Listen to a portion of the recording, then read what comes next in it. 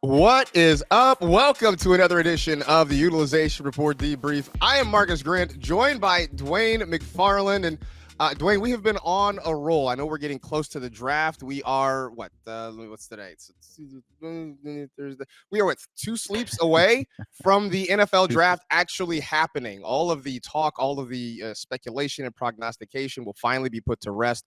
We can finally see, but we've had a great run of guests. We had Trevor Sycamore on a couple weeks ago.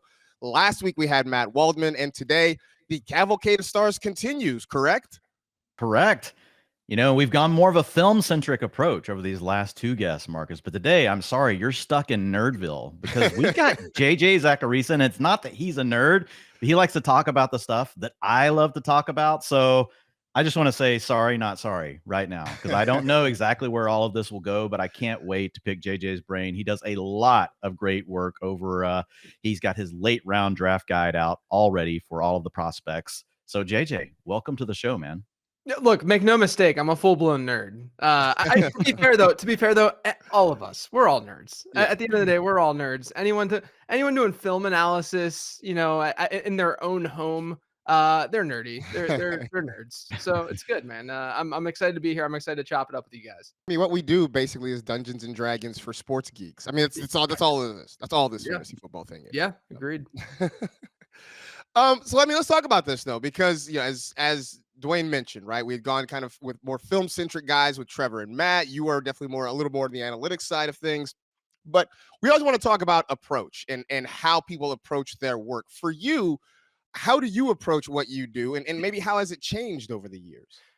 Yeah, I definitely have an analytical foundation for everything that I do. I do, contrary to popular belief, or at least what the trolls think on Twitter, I do watch film as well. I want to make sure that what I'm seeing, at least semi-matches what I'm seeing in the spreadsheets, and I want to at least sound remotely intelligent while talking about these prospects and these players and stuff. But yeah, where I started with this is probably in like the 2017 timeframe where Dynasty was really starting to get a little bit bigger. And I realized that I needed to have a better process with my rookie drafts in particular. And so I just started looking at some production metrics that seem to correlate to fantasy success. And that was really the extent of it. And then as I sort of dug deeper and deeper into it, I realized that I needed a more sound process and something that I could really hold on to and grab hold of and say, this is what all of these metrics are actually saying, as opposed to, okay, yeah, this is saying this about this guy, and kind of putting pieces together. I wanted something that was more formal, if you will. So I ended up building running back and wide receiver models. I have a tight end model now too. Each of them have different inputs, looks at age adjusted production. That's sort of one pillar of every single, all three of the models. Situational factors, that's sort of another pillar where you're looking at things like teammate score, age, sort of the demographic stuff. And then draft capital, that's sort of the final pillar. I don't really understand. There's people that push back sometimes on me. Maybe Dwayne has experienced this too, where they're like, why are you using draft capital? Shouldn't your model be good enough to not need draft capital? And I'm like, look, at the end of the day, I'm not trying to show people where certain players need to get drafted. Like, I have takes, of course, like I think that this player should probably go in round 2 because this is the kind of profile he has, et cetera, et cetera. I'm trying to win fantasy championships, man. And if that's an input that gets a lot of signal, and if it matters a lot and helps me out in getting that championship, yeah, I'm going to use it. I'm going to use anything that gets reasonable signal and there is causality there. So draft capital is another one of those pillars for me. And really, these prospect models that I have, I always like to tell people, I'm not someone that's like super, super strict with the way that I sort of approach this stuff. I'm not saying like this guy has a score of 90. This guy has a score of 89. Therefore, you have to like the guy that's 90 more than the guy who has a score of 89. I'm looking at this as just a probabilistic thing. I'm really, really utilizing this to make sure that I'm not overemphasizing or underemphasizing certain metrics. Because I think it's really easy, whether you're doing film analysis, whether you're looking at this stuff through analytics, where you're looking at like one singular thing, like this guy's really great at contested catches. And then all of a sudden you sort of beef that up in your own mind and you're like, wow, this guy's really, really good because of that one single thing. But there's so many other aspects to a player's game. There's so many other things we should be looking at. And I think that it's easy to do that analytically too, where if a guy has a really good yards per team pass attempt rate, but he played at a really small school or something like that, you gotta take that into account. You can't just look at that one singular metric and say this guy's is good simply because of that. And that's what the model helps me with. JJ, one of the things like I love about this process, and we're going to get to the takes, folks. Like we're going to get to JJ's takes on the players. Don't worry, but just bear with me for a second. Like one of my favorite things, like, is honestly just trying to figure out what matters. I care about the outputs because we want to be good at fantasy football. But at the end of the day, like what intrigues me so much is like trying to figure it out. But at the same time, there's often things that I find that I'm like, wow, I thought that mattered, or that seems to be something you would think would matter based on like the rhetoric that's out like in the marketplace, listening to different people talk. Because a lot of my ideas will come actually from listening to people that talk about film, that are true experts at it, that have spent thousands and thousands of hours watching it. I'm like you. I watch all the guys. I lay my eyes on it, but I don't let it dictate too much the way I feel about the players because I'm not an expert at watching film. But what I love about it is trying to figure out if there's a way I can test things in the data. And there are times where I find things, well, most of the time, nothing matters. Sorry to disappoint you folks. Most of the time I go down a trail and I think, wow, that was 4 hours. And I don't think it helped me at all, but I can check it off the list. But there are things where it's just like, wow, that surprises me. That's not worth very much. Have you come across anything like that where either A, it just surprised you how much it actually mattered versus the opposite could also be true where you see something, you're like, man, I thought this would be more important. And it's probably not even going to make it into my model. Yeah, I mean, I think that it's easy for people to assume that something like touchdowns matter a lot, or even like raw production would matter a lot, but it really doesn't. A lot of what I look at, what you look at too, I know, is really market share related stuff. So you're looking at how a player performed within the context of his offense, and we do that with fantasy. I don't know why it wouldn't be accepted with prospecting and looking at college players in the NFL. Everything we do in fantasy, we're looking at target share, we're looking at backfield share, all this kind of stuff. It's all market share related numbers, right? And that's the case when we're looking at these prospects too. The thing that I always tell people is productive NFL players, whether you're a running back, wide receiver, even defensive players, they were generally productive in college, right?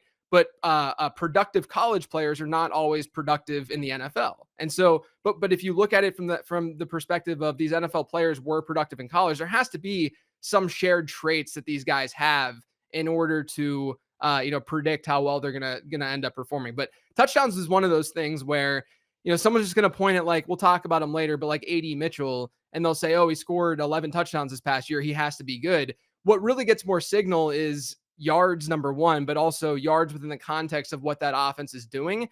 And in the college game, especially, you have such a wide range of offenses. You have offenses that are going to throw the ball. If you get like Navy or something, you're going to throw the ball like 50 times a season, right? Whereas you're going to find another offense like in Oregon or something like that this past year where you're going to get 600 pass attempts. And you just don't see, in the NFL, we see these like the Bears and the Falcons, like Arthur Smith offenses. Sure, they're going to throw the ball maybe 200 fewer times than the top offense in the league, but the differences are not nearly as dramatic in college. And so it's very, very important to look at that context and give those numbers some context. But I do think that, like, people will look at those counting stats and they'll say this guy scored a lot of touchdowns.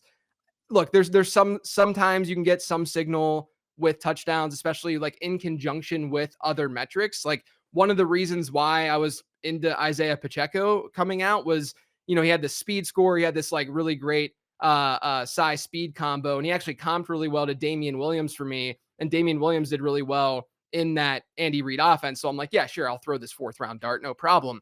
But he actually fit this filter of guys who had a certain touchdown share threshold, and then he also had a great speed score. And it was really only like elite players who had hit that historically. So you can kind of manipulate data and look at data and say, like, oh yeah, maybe I'll throw this dart because this really random factoid and this guy fits within that. But at the end of the day, I've found that yards within the context of the offense is far, far more important than touchdowns are. Which makes sense, right? When you just think about the variance factor with touchdowns alone, which most people get. I was laughing when you were saying that because, you mentioned Navy. And when I'm doing my QA of pulling new data, like, the first thing you go look for are these outliers where it says, oh, like this quarterback, had 200 dropbacks in a season. You're like, this has to be an error. And you're like, no, it's just Navy. Like, the guy really only threw the ball 200 times. Yeah. So I thought that was funny. Well, staying on track with running backs. You just mentioned Isaiah Pacheco, obviously a later round guy 2 years ago. But, a lot of analysts look at this class, and because there's not someone like a Bijan Robinson, we don't have a Jonathan Taylor like to hang our hat on. I think there's this sentiment in the marketplace that it's really lackluster. But whenever I was doing the work on the Fantasy Life Supermodel, Jonathon Brooks scored out really well. When I say really well, he came out in a spot in the model where without draft capital, right? That's without even including that, which he's projected right now to be a round 2 guy, which is pretty good for a running back. 75% of the people that graded out in his range, had a top 24 season by year 2. 47% of them had top 12. Now, he's had the ACL, so you're probably going to need to give him a little bit more than that. But one question here is, do we potentially have a superstar? We've now got the thing coming out from Schefter saying, hey, had he not torn his ACL, he might have been a round 1 pick, which, the data I was looking at suggested that. But also there's another kind of piece to this, which is just like, I don't know that this is necessarily a bad class. I feel like there's like a pretty big tier after Jonathon Brooks for me, where there's a lot of guys, if they land in the right spot, that we could have some good situations for fantasy success. Yeah, I agree with you. Like at a high level, I would argue that people are overrating the wide receiver class and underrating the running back class. Like if you look at things just as a whole, right? Yep. Obviously draft capital plays a role in this in the way that I look at things. And draft capital is going to favor a lot of these wide receivers in particular. But the running back position, I think that the reason the sentiment is the way that it is because there isn't that like obvious high end guy. Like every single draft class since 2011, which is what my model dates back to, has had at least one running back reach a score of 90 in the ZAP model, which is the model that I use. And even that includes the Bishop Sankey class, but it was Jeremy Hill who had the RB1 score within that class. So I mean, Bishop Sankey I think might have been over the 90 mark, and that was a model miss, but regardless, we all missed on Bishop Sankey. Yeah, JJ. With Jonathon Brooks, he is the one player, unless like a Braylon Allen who just looks decent analytically. I have some issues with him more subjectively, but it looks like Jonathon Brooks has a legit shot to get there, and the reason for that is I have teammate score within the model. That's something that I have at both running back and wide receiver. You can't really fault a player like Brooks for not getting a lot of run at Texas when he's playing behind Roschon Johnson and Bijan Robinson, right? Yep. And so he steps in this past year while playing his prorated total yards per team play rate, which is the main production metric that I look at for running backs. That feeds into something that I call breakout score, which is just looking at age when hitting a ton of different thresholds within that metric.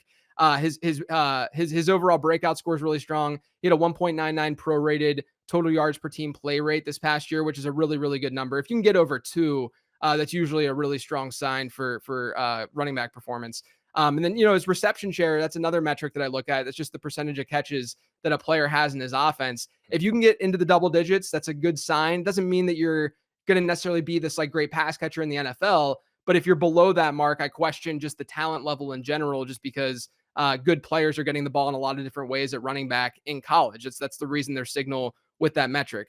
The one thing I will say about Brooks, and I don't know if this is part of what you're looking at too, Dwayne, but he weighed in at the combine about 10 pounds, maybe 8 to 10 pounds heavier than what he was listed at. And part of me thinks that is not his true weight. I think he might be a little bit smaller than that. Yeah, because he's, you watch him, he's a little bit thinner, right? He's got a leaner frame than a lot of standard running backs do. And there's, I'm not saying that this is like a make or break, these 7 pounds or 8 pounds or what have you. But I do think, running back weight is a factor in the model. And I say that and people are like, oh, you hate Devon Achane and you hate Jahmyr Gibbs. It's like, no, those guys had other things that they made up for, whether it be draft capital or age adjusted production or their receiving profiles, where they still look totally fine in the model. In fact, Jahmyr Gibbs was very, very close to Bijan Robinson in mine last year. But I do think that Brooks weighing where he weighed could have just been, hey, I'm just hanging out a little bit right now with this ACL recovery, maybe doing a little bit more upper body work, not as much cardio. And when he actually does play, he's a little bit leaner than that. And if he was leaner, he would look a little bit worse, just slightly worse in my prospect model. But yeah, at the end of the day, man, I think that we're looking at a guy who's probably going to have a score around the 90 to 92 range. And that's going to be significantly better than any other running back in this class for me. I mean, it's almost like this is a whole, combination of things that go into putting together how a prospect looks or what you think of them. That's sort of weird. Who knows? Hey, NBA fans, with the playoffs kicking off, it's time to bring the hoops action to the palm of your hand to my partners at DraftKings Sportsbook. Right now, all new customers who bet just $5 on anything will get $200 in bonus bets instantly. So what are you waiting for? Download the DraftKings app now and use our promo code debrief and sign up. The crown is yours. That's right. New customers can bet just $5 on anything and receive $200 in bonus bets instantly. DraftKings has got something for the returning customers as well. Score a no-sweat NBA bet. Sports betting is not yet available in your state. Don't worry. You can still join in on all the fun with DraftKings Daily Fantasy and have the shot to win cash prizes. Download the DraftKings Sportsbook app now. New customers use the promo code DEBRIEF and bet just $5 on any wager. Get $200 in bonus bets instantly. That's promo code DEBRIEF only at DraftKings Sportsbook. But you talk about draft capital, right? And I know that's a thing that a lot of people sort of include in their different models and their evaluations. You use something called draft capital delta in a late round prospect guide. And I know in the past you've been able to find guys like Kareem Hunt, like David Johnson, like Aaron Jones. These guys have all seen significant success. What does the model see in guys like that maybe the NFL is missing, which I guess in short is your way to pitch yourself potentially for a front office job if you want? Yeah, which is exactly what I want as a front office job. Yeah, so draft capital delta, it's really just looking at how the model views a player agnostic of draft capital. So it's saying this is the guy's draft capital, essentially percentile, and then this is the guy's score, and I just subtract the two. That's his draft capital delta.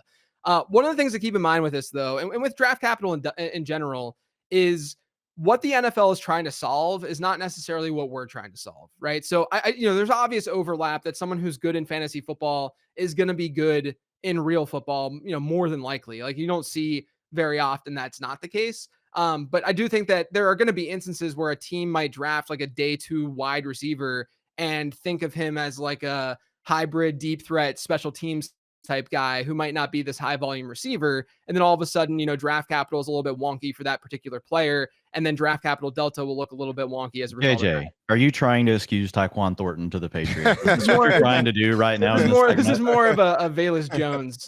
Me trying to Velus Jones, Bears fans. Yeah, okay. With that pick. But yeah, I think that's an important thing to at least keep in mind. But at a high level, I would say the reason why, because like a player with a high draft capital delta is and has had better hit rates. Like prospect score is the thing that matters most, right? First and foremost. But a player with a high draft capital delta, which means the model is viewing him as underrated, has had better success in fantasy through the years than a player with a low draft capital delta. And really what that's saying is all of the other things that the model's looking at is favoring that player more than how the NFL might favor that player, which means the NFL might not be doing as good of a job as they should be doing with age-adjusted production and some other things. There's there are aspects like speed score at running back that I'm looking at where guys are trying to hit certain thresholds there, or at wide receiver with the age-adjusted production stuff, total yards per team play. And so I really think that at the end of the day, it's like these teams aren't necessarily factoring in the production side of things enough when they're evaluating, and maybe they are leaning a little bit more on their film analysis, which is fine. But I think some teams might be doing it, right? I have no idea what teams are and aren't doing in the front office, but some teams probably are doing it. Like a team like Baltimore, for instance, has done, if you look at how they've sort of drafted, their wideouts and their offensive players in the past, it's been fairly in line with what you would like. Rashad Bateman being a good example of someone. I know that he hasn't really hit, but he's someone who had really good age adjusted production, looked really great, yada, yada, yada. And then like you look at a team like Kansas City, for instance, and like Rashee Rice didn't have the best profile in the world coming out last year. Sky Moore played at a smaller school and he wasn't adjusted probably properly from a fantasy perspective and the fantasy community's perspective. You look at Mecole Hardman, who had a horrible production profile. So I do think that there are teams that are still not necessarily, factoring in age-adjusted production enough. And I think that's really what this comes down to. That's interesting. I agree with you. Like, I do think that teams are sometimes not playing the same game we are, but I still feel like, especially for round 1, 2, and 3 picks, right, where you're really investing, that those are really big picks for an NFL team. they should probably be doing it more. And it's not to sit here and say, like, a lot of these teams have analytics departments that have people that like are way smarter than me. So I'm not saying, I'm like you, I don't know for sure which teams are doing it, which teams aren't. I have some ideas, but I really think to be drafting a special teams player in round 2, like, you just need to reevaluate everything. At that point, like, that's probably a player you want to find in round 5, especially if you're a guy like Bill Belichick that has a proven history of finding that guy, but not being able to actually draft a wide receiver. So, and your Chiefs example is fascinating because they are a team that always baffles me. For as good as Andy Reid is, and as good as that team is, how much they've struggled. Obviously, they hit really big on 2 guys, Travis Kelce and on Tyreek Hill. So that worked. But kind of going back to, this draft capital delta idea, I just wanted to pick your brain real quick. And I had written down here in the question, like running back, but really you can go to any position you want. But based on like expectations today, which we can only use mock drafts, which, they're pretty decent for early in the draft, but as we get further along, it's not nearly as, accurate, right, as a lot of people may think mock drafts are. But looking at what our expectations are today, are there some guys that are like sticking out to you that you're like, model's probably going to end up being a lot higher on this player than the NFL if things go the way mock drafts are shaking out right now? Yeah, so one of the things that the model looks at with breakout score, whether you're looking at wide receiver or running back, is it's looking at program strength, but it doesn't actually do that at running back. It's only doing that at wide receiver. So wide receivers looking at total yards per team pass attempt or receiving yards per team pass attempt, and it'll adjust that number per season based on where that player is playing, right? So if he's playing at Eastern Michigan or Western Michigan versus Alabama, he should get a little bit of a bump or a decline from playing at those 2 programs, depending on where he played at those programs. So like Jayden Reed, for instance, I always use this as an example, even though he ended up hitting, or it looks like he's going to hit, Reed plays at Western Michigan year 1, his freshman year, and he played with D. Eskridge there. Obviously Eskridge, goes in round 2 and he's been a bust. But then, look at Jayden Reed. He had better age-adjusted production or had better production his freshman year than Sky Moore had when Sky Moore went to that offense. But Jayden Reed leaves Western Michigan, goes and has to sit out a year because of transfer rules back then, right? Now you can just play right away. And then the following year, he goes to Michigan State and he plays there for 4 more years and does what he does, right? And so a lot of people will, or 3 more years, however long he played at Michigan State. But a lot of people will then say, oh, he broke out at an early age because he was 18.7 or whatever, because he played at Western Michigan. And then, oh, he played in the Big Ten. Oh, that's great. Well, he didn't get that production in the Big Ten, right? And so it's really important to adjust those numbers for where they actually played. The interesting thing, though, and I think this is because draft capital is part of the running back model and it captures this. And that's why, like, I think a wide receiver, like, we haven't seen the NFL really adjust for program strength enough, because it does get signaled to have to adjust those numbers, for forecasting purposes, right? So like, think like Andy Isabella getting drafted in the 2nd round, and like they clearly probably didn't, like, I liked Andy Isabella back then because I was a moron who wasn't adjusting back then, right? And so, now looking back, I'm like, why would I have ever liked Andy Isabella based on him playing at UMass and having the production profile they had? Wasn't an early declare, yada yada yada. And so, I think that we see that a lot now at wide receiver still and on day 2.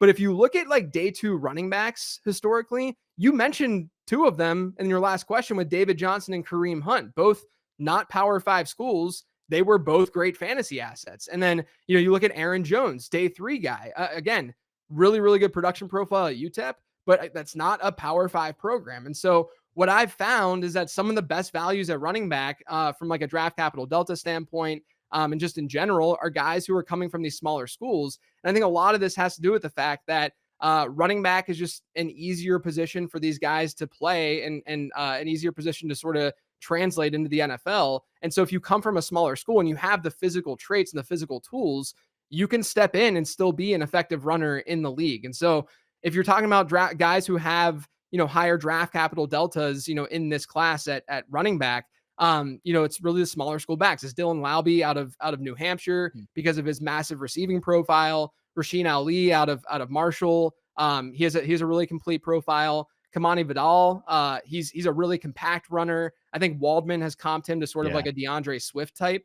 He has a lot of bursts. He's really fun to watch. And then Isaiah Davis out of South Dakota State's been one that I've really liked because he's one of those guys who has really good size, has a really good complete profile in terms of production. He competed with Pierre Strong his first 2 years at South Dakota State. And then I looked at the comps for him in my model, and he had Tyler Algier and James Robinson as top comps. So it's these guys who, like, you can throw a dart at Isaiah Davis in the 4th round of your rookie draft, hope that he can find a spot where maybe he can get a part-time role that turns into a more full-time role as a rookie, then just flip him the fall, just day 3 backs usually aren't going to stick around that long. So you could flip him in your dynasty league after that year 1. But I think Isaiah Davis is definitely a complete all-around do-it-all kind of back. And he's definitely one that I've been drafting a lot so far in best balls and such. I mean, you talk about guys who can catch the football. You mentioned, Lyle being guys like that. I mean, for us, the world we live in now is one where running backs who catch the football do get priority in drafts and on rosters and that sort of thing. If a fantasy manager is looking to invest in a guy with that sort of profile, are there some names that you sort of keyed in on that people should be familiar with? Yeah, Lobby's definitely one who I don't know how beastly of a fantasy asset he's going to be per se. Like, I think that he could hypothetically have like a James White type career, in the NFL if things break his way and go his way and he gets that opportunity. He's a little bit older. We have a lot of older running backs in this class, which is kind of a shame because, that's something that doesn't give you a lot of signal when they are older, or it gives you a lot of signal. It's a bad signal whenever they're older. And these guys likely, like Ray Davis is another one who I'll shout out here, who I think is a really complete back. Has another guy who has like a really compact frame, but can really carry a big workload and he can do it all, but he's 24 and a half years old. And so what kind of draft capital is he really going to get? How is a team going to view him? He's almost definitely going to be a day 3 pick, very unlikely to be a day 2 because of that age. And then it sucks for him too, because, if you're 24 and a half years old at running back, your rookie contract's up, you're 28 and a half, 29 years old. No team's going to, even if you're a beast during that rookie contract, it's going to be really hard to get that second deal. So that's something to keep in mind with these guys. But I do like Ray Davis a lot. He has a really good profile. Everyone right now is talking about Tyrone Tracy out of Purdue. It feels like I'm seeing him being talked up a lot. He's really interesting. When I did the prospect guide, I write all these profiles up in February and into March, and I release it early March, the prospect guide, and then I update it after the draft is over. And I wrote about every running back and wide receiver that was at the combine. So I profiled them. And when I wrote up Tyrone Tracy, one of my best friends is a Purdue grad. And I texted him, I was like, why didn't you talk to me about this Tyrone Tracy dude? Like, he's got this like really interesting receiving profile. And one of his comps is actually Tony Pollard within my model. And so I'm intrigued from that perspective. The problem, he's another older guy. He played 6 years of college ball. And I feel like that's kind of getting ignored with the Tracy talk. And we've seen a lot of like these hybrid, because he played wide receiver and then converted to running back. We've seen a lot of these guys get steamed up pre-draft in a lot of drafts, and then they don't necessarily come out the other side as being like amazing fantasy assets. They really need to get a true opportunity like a Tony Pollard did. But I do think in his range of outcomes is that, like, that when Zeke was Zeke, kind of Tony Pollard role, and hopefully he could find a good offense to be able to thrive in that role. And then lastly is Bucky Irving. I think he's going to be sort of typecasted as a satellite back, but the problem for me at least is when you get a smaller running back like Bucky Irving is, who doesn't run a fast 40, it's usually a really, really bad sign for fantasy success. Like, we haven't seen this archetype really hit, maybe aside from a Kyren Williams, which he's not, like, it's fine to just say like Kyren Williams is kind of an outlier and he got a lot better from year 1 to year 2 and he worked really hard at that. And maybe a Bucky Irving goes down the same path, but I have a hard time believing that a team's going to give Bucky Irving the kind of workload that Kyren Williams saw last year. Yeah, it's interesting you bring up Kyren, because that's one, like, I mean, I missed on as well, and people will like hit you up about it. And I'm like, guys, like, you do realize like these models are built to basically conform to the things that typically make you a success. There's always going to be outliers to that. So like, we shouldn't be surprised that that's happening. So it's never going to identify Kyren Williams, because he was a one-off. It's another profile like his. It's like the model's not going to start identifying that player to be a great prospect unless a bunch of people like that start hitting. And that's going to take time for like that to occur, with the model. So I thought it was interesting you brought that one up, because I had several people reach out to me about Kyren and tell me how wrong I was, or how wrong the model was, which I appreciate, because if these people didn't reach out, JJ, I would never reflect upon my own work and try to make it better. But let's shift gears. We've talked running back, and I'm glad we did that first because we're usually wide receiver heavy, but we've got to get over there because what you mentioned, the steam around this class, if you will, and I think a lot of it is warranted. But to your point, when I graded the class, there were also, I was a little bit underwhelmed, and maybe I just went in with too high of expectations, right? But this is a normal process for me.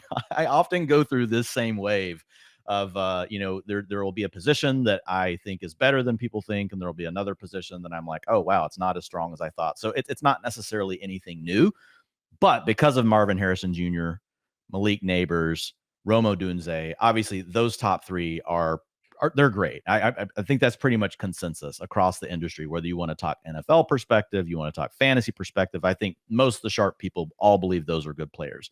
But after that is like where it really gets interesting to me. And I think their opinions start to vary. It definitely varies for me. But I just want your thoughts, on that next group of wide receivers. Who do you believe has the best chance that we look back in 3 years and go, wow, what? Like, I really wish, I would have thought of that player as being closer to the top group of Harrison, Nabers, and Odunze. Do you have a player that fits that bill? I think it's Brian Thomas, out of LSU.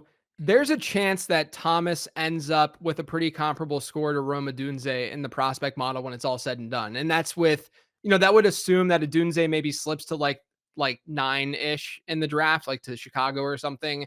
And then Brian Thomas goes in like the teen, like the mid-teens or something like that, right? Then they would have pretty comparable scores because I would argue, that at least with the model seeing with like breakout score, they're both pretty comparable. Again, breakout score looks at yards per team pass attempt for all these wide receivers, and it looks at different thresholds, and then it adjusts for program strength and the age that they hit those different thresholds. And so Rome Odunze, I like him. I think he's a really, really good prospect. Most classes, he'd probably be the wide receiver one. But he did need his final season, his senior season to give us the production that we like to see analytically, right? And he did that. Look, he did that alongside 2 pro caliber wide receivers. So he looks good from a teammate score perspective, all that good stuff. But I do think it's important to at least note that Brian Thomas, kind of a similar-ish profile, but it looks worse. The lead up looks worse, I should say, where like Odunze was very consistent in sort of his gradual increase year over year of production and getting better. Whereas Brian Thomas was sub 1 in yards per team pass attempt in his first 2 seasons at LSU, which is a number that's not very good at all. And then this past year was good. Like he had a great season this past year, and that was alongside Malik Nabers. And so the thing with Brian Thomas that scares me is I look at statistical comparables, and his matches were not very strong. Like there's just not many players since at least 2011 that look like Brian Thomas analytically. And that scares me a little bit. Like his top comp, if I'm being honest, his top comp for me was Quentin Johnston whenever I published the prospect guide. And QJ had some different like contested catch numbers and such. And I think Brian Thomas is a better prospect, definitely a better prospect than QJ is. And maybe you could think of him as like what we wanted or what anyone wanted Quentin Johnston to actually be in the NFL.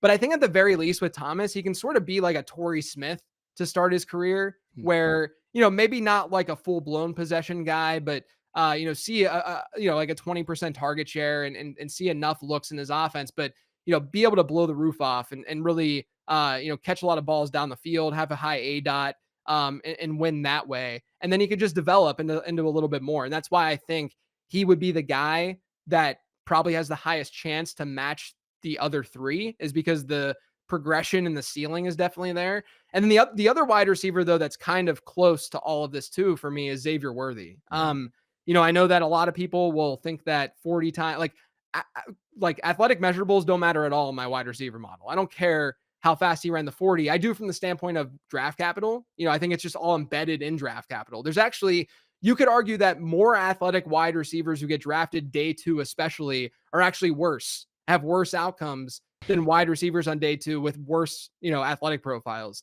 So, I look at draft capital as sort of capturing a lot of the athletic measurable stuff. So Xavier Worthy's 40 time, it should help his draft capital, of course. He went from like a mid-second rounder to being talked about maybe going in the first round after the combine. But man, his freshman season, 2.88 prorated yards per team pass attempt rate is unbelievable for a freshman at a decent program over at Texas. The issue I have with Worthy is that his production just got worse as sort of his career went on. Like it didn't get any better, I should say. And that was with the addition of like guys like AD Mitchell. And so there is a little bit of a concern that like he's not going to be a guy that commands a ton of looks in his offenses, right? But I don't think size is that big of a deal for Worthy either, because if you look at top 100 picks draft capital wise since 2011 that weighed under 170 pounds, you get Marquise Brown, Devontae Smith, Tank Dell, and Tutu Atwell, which when Tutu Atwell got drafted, everyone was like, why is Tutu Atwell getting drafted right now? Like, what? I don't understand what's going on here. And so I think Worthy is a very, very strong prospect. I have him in wide receiver 5. I don't think that he's going to reach the heights that these other guys do. I think that's more Brian Thomas, but I did want to shout out Worthy here too. All right. Let's keep going though. You talk about Xavier Worthy, right? His teammate at Texas, AD Mitchell, you mentioned him a little bit earlier. He may be one of the more polarizing guys, at least at the wide receiver position in this draft, because it seems like the film guys look at what they see on tape and they love him. All the analytics models look at him and are kind of like, I'm not quite sure. Did you see something different? I mean, is there something we're missing? How did your model evaluate AD Mitchell? Yeah, look, he is probably the weirdest prospect. I mean, I don't know the dude personally. This isn't him as like a personality trait thing. It's just one of the strangest situations I think I've ever seen through my, 7 years of doing this now, where I don't use yards per route run in my model because I want to date back a little bit further than where yards per route run exists. Like if you look at PFF, they started charting, I think 2014, 2015 timeframe. AD Mitchell, based on when PFF started charting, he's going to have when he goes in round 1, because it's sounding like he's going to go round 1. I'll say when he goes in round 1, he'll end up having the worst yards per route run of any wide in his best season yards per route run of any wide receiver drafted in round 1 since PFF started charting. So this is back into like 2014. And it is not even close. The guy who's second worst is Zay Flowers, and people are like, whoa, it's Zay Flowers, and he's pretty good. And it's like, yeah, but AD Mitchell's yards per route, best season yards per route run is like half a yard worse than Zay Flowers is. His yards per route run, AD Mitchell's, is the worst in this class. Like it's not, I mean, we're talking about guys who barely got run. Some of these guys barely got run in their college offenses, and AD Mitchell's yards per route run is worse. And, I've been mentioning breakout score and stuff throughout the show. Breakout score is the wide receiver metric that just looks at, again, age-adjusted yards per team pass attempt. His breakout score is 41.8. Okay, that might not make any sense to you. It's below average. 50 is average, right? If you look at first-round wide receivers since 2011 who had sub-60 breakout scores, this is well above where AD Mitchell's at, you get this list. Cordero Patterson, Tavon Austin, Kelvin Benjamin, Kevin White, Phillip Dorsett, Josh Doxson, Henry Ruggs, Jalen Reagor, and Kadarius Toney. That's your list of sub-60 breakout scores since 2011. Now, I've joked about this. I even sent a meme out on Twitter last week where, this galaxy brain thought where AD Mitchell's production profile is so bad that he's almost already an outlier, right? Like he's almost, this is such a strange situation that I'm almost inclined to be like, you know what? I'm actually going to now galaxy brain this and lean into AD Mitchell more, because this is so bizarre that this is happening right now, right? I do think though that this goes back to what I talked about earlier with the model being like a guide for me, where I'm going to let the model do the talking, where his draft capital is probably going to be decent. Like he could go in the 20s very easily in the draft, and that gets a lot of signal. Like that matters. And when you look at that and you look at his production profile, and he still has some favorable marks. Like he has a good teammate score, right? He played at Georgia with some really good players. And then he played at Texas with Xavier Worthy and Jatavian Sanders, the tight end there. And so when you adjust, you give him the teammate score, which bumps his score up a little bit.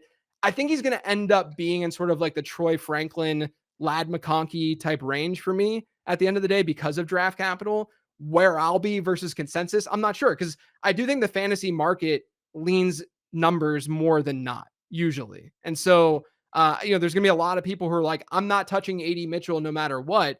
And if I'm in drafts where that's the case, sure, I'll throw a dart. But I will say this, I would not go all in on AD Mitchell because I think his profile is just insanely volatile.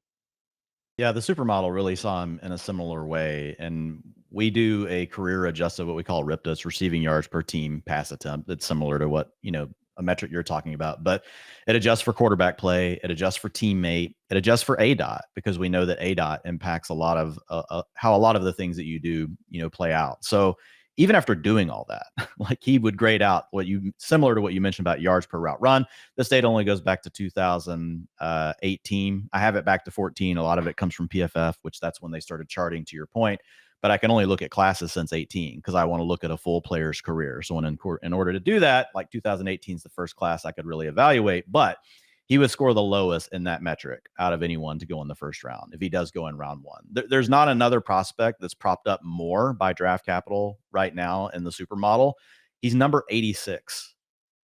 Number 86 all time back to 2018 as a wide receiver without the draft capital. When you put the draft capital in, he moves up to number 34. And I'm similar to you. Like once he gets the draft capital we think he's going to get, especially if he lands like with Buffalo or whatever, I could see that actually steaming him some to where people maybe get on more on board, and then I won't get a chance to draft him. But I think he will end up in a range where if he slides down boards, right, if you're in an analytically minded draft, that'll probably be the spots like where I try to get some exposure to Adonai Mitchell, because I have thought about it too. It is weird, looking at it. But also a lot of the people that I really trust on film aren't crazy about him. Like they like him, but they're not nuts about Adonai Mitchell.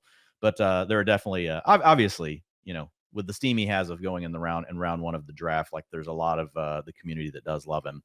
But staying on wide receiver, so if you had to pick, JJ, and I guess Adonai Mitchell might have fit in this. He probably did, so you have to come up with a second name here. Who would you say are A, most underrated wide receiver based on what your model's saying, and then the most overrated? Yeah, I think there's a lot of underrated guys. I'd probably say the most underrated based on age-adjusted production, and sort of what I think he might be able to do in the NFL. I'd probably say Jacob Cowing. He's someone who is probably going to play slot and play that role in the NFL, which, might limit the upside. But his age adjusted production is really good. He's a breakout score of 74. That adjusts for program because program strength is definitely an issue for him to some degree.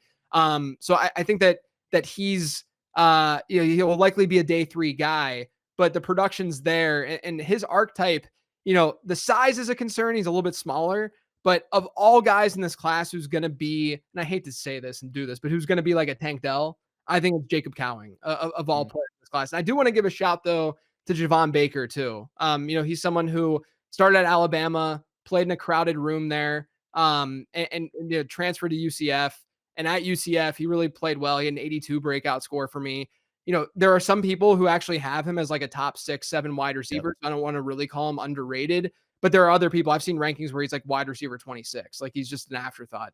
I think he'll end up going day 2 as well. And so I'm going to be curious to see if that draft capital, really impacts, the way that the fantasy market would view him as a result. But I do like Javon Baker. There's a lot of, like, it's weird because I think there's a lot of like late day 2 into day 3 guys who have arguably better profiles than the guys who are going early day 2. Where are you at on Jermaine Burton? That's one that popped really well in the supermodel. Yeah. Yes. I know he's got the off the field stuff, but just the on the field. Yes, he's the guy who I bring up on basically every show that I do, that I don't like. I was wondering for like months why no one was really talking about him, and finally he's getting a little bit of love, and like people are talking about him more and more. And I know Harmon just charted him and basically said that he would be like a first round, like late first round guy for him because he's that good. I mean, he's Adonai Mitchell without all the risk. Like they're different players, but like he's going to go probably in the area of the draft where he should, versus Adonai Mitchell's going to go maybe sooner than we would think he should. Right, exactly. And Burton, like I always love, like I love doing the profiles and the prospect guide because it allows me to sort of dig into these guys' journeys and really write up. Like I create the narrative around these guys. Like I try to understand why they did the things that they did and who they were playing with and stuff. Jermaine Burton, his sophomore season at Georgia before he transferred to Alabama, which by the way, played at Georgia and Alabama, right? I mean, that alone is a good signal. But he goes to Georgia and he's playing with like Brock Bowers, Adonai Mitchell, Ladd McConkey, George Pickens played a little bit that season. They have a backfield that has like 5 NFL players in it.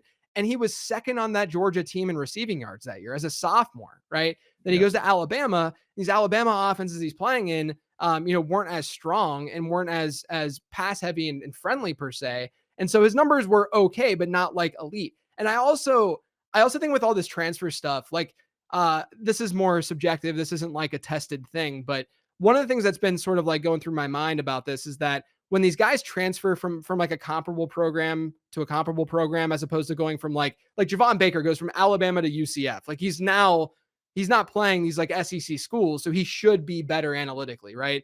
But if you're going from like Georgia to Alabama, or if you're going from like some smaller school to Alabama or something like that, you should probably expect a decline in numbers that first year at least, because there's an acclimation period. And I think we saw that a little bit with Jermaine Burton going there. But yeah, Burton to me, if he didn't have the off the field stuff, I mean, he would be a smash. He'd be an obvious play.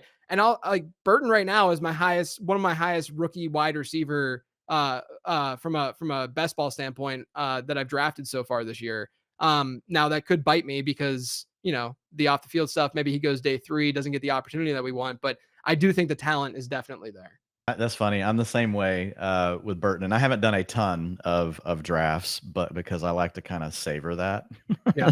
to get into it in a point of the season, I am doing some. But that was my write up on Burton. I was like, I wrote this big long thing, and I was like, to summarize, just draft Burton all the time right now. Yeah, that's the main takeaway, and we'll see what happens in the draft, and we'll readjust. Yeah. So you mentioned Brock Bowers, right? And when it comes to tight end, it's Brock Bowers, and then we talk about sort of everybody else after that. I mean, this is a guy that fantasy folks are already expecting big things out of, maybe because we were spoiled last year with the tight end class that we got. Your thoughts, though, on investing early picks on tight ends in rookie drafts right now? Yeah, look, I don't usually advise doing it. Now, I did a study last year looking at sort of tight end appreciation in fantasy and how that compares to the other positions, and it's not as good. I mean, when you draft a rookie tight end, they usually are not going to produce that much, and when that happens, people base their value on these players on production, and if they did something year 1. And so, last year we had a great tight end a class, so it was a lot easier to say, okay, sure, I'll throw a dart at like a Kincaid or Laporte or whatever. But there's a big cost difference, right? Like Brock Bowers right now, I'm not drafting him, for instance, ahead of a Odunze. And the main reason for that, like I can understand going above like a Brian Thomas or something, but the main reason for that is you're just not going to get the market value for these tight ends as you will other positions in fantasy football. Like just think about Sam Laporta is a great example. Laporta's coming off arguably the greatest rookie tight end season of all time. And if you look at his startup ADP, he's at best in superflex leagues going in round 2, right? Like any other position, if you have look at CJ Stroud, look at what happened with Jamar Chase and Justin Jefferson, they immediately become like top half first round picks. It's just not going to happen at tight end because tight ends don't matter as much in fantasy football because you're only starting one of them. The demand of the position is not as great. So, as a player, Brock Bowers is the second best tight end in my tight end model behind Kyle Pitts, which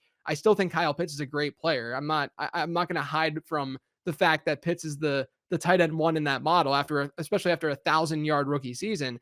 I think Bowers, I wish he would have tested to see if he maybe would have gotten over Kyle Pitts and been that 1. So I had to give him more of a generic speed score in the model, but yeah, look, I think he's a monster. Like, I don't think anyone drafting Brock Bowers is going to be disappointed in the kind of production they get. I think they might be a little bit disappointed in the value that they get in the dynasty market. I feel like if you're holding on to him, right, if he hits, you're probably fine with the value that you get because what you can differentiate versus really what the rest of the tight end position looks at. But if you're looking at it from a holistic standpoint of, every asset is movable, right, those sort of things, which I think you do a really good job of, I totally agree. I think Odunze is the spot, right? Where if someone wanted to take him over Odunze, I wouldn't necessarily blame them. But we also know that for wide receivers, just pure points, also like the ceiling is just higher for a player like Odunze. Now, if Bowers pays off and becomes the next Travis Kelce, which you can never project, right? Travis Kelce's Travis Kelce, like he's a one of one kind of thing. So if he ever got to that level, obviously we know that the ceiling for tight ends can be higher. We've seen it with Kelce and how high he's been able to push from an ADP perspective. But to your point, it is pretty rare. Sticking with the tight ends though, after Bowers, obviously it's a big drop off. But is there anyone that sticks out to you? If you're throwing late round darts in your rookie drafts at another tight end or even last round picks, maybe in an underdog big board draft, like what's the next name for you at tight end? Yeah, I mean, the model right now, looking at it, really likes Jaheim Bell, out of Florida State. I think the fear that I have with him, he's a little bit undersized. And we've seen sort of that archetype, not totally like a Brevin Jordan kind of archetype, not necessarily, Yeah, Chigo uh, Conquo. yeah, right, Chigakonkwo, like not necessarily pan out. I don't think the tight end group is that strong this year. And I say that I think there's enough like tight end two, lower end tight end two types that maybe will have a spiked, tight end one type season. I think we're just spoiled a little bit based on last year because last year, like objectively, those guys were Yeah. beasts. Like there was an awesome class throughout. Like my model loved Laporta, liked Kincaid, obviously. Luke Musgrave was so good. Even like Kraft was looking pretty good analytically. This class doesn't really have that as much. Like I don't think Jatavian Sanders is as good as some others think, mostly because he didn't test athletic like as an elite athlete per se. Theo Johnson's kind of interesting because he did test as a monster athlete, but his production profile, his yards per route run profile is really, really weak. And we just haven't seen players with that weak of a yards per route run profile, which is one of the main metrics that the tight end model looks like. We just haven't seen tight ends hit with that kind of profile. So I really think it's Brock Bowers. And if I'm going to throw a dart, it's going to be probably like a Jaheim Bell. Hmm. Yeah, I just know, like I said, we talked about tight ends. It's been Brock Bowers, and then I think everybody's sort of kind of grasping at a name, right? You mentioned those guys like Sanders, Ben Sinnott, Eric All. These are all names that have kind of been thrown out there, but I don't really see a lot of people flag planting one way or another after that. And I think that sort of speaks to what this class is. Maybe just because last year's class turned out to be so good that it was going to be hard to sort of match that this year. JJ, man, great stuff. Always appreciate you. Always good to talk to you. Looking forward to seeing you in Canton again this summer. That should be a whole lot of fun. Look, I know people who watch this show, who listen to us, are probably familiar with your work, but just in case there's somebody out there who is uninitiated, where can they find your stuff? Yeah, man. I appreciate you guys. Really, really fun to chop it up. And I can't wait to see you guys too in Canton. It's going to be a great time.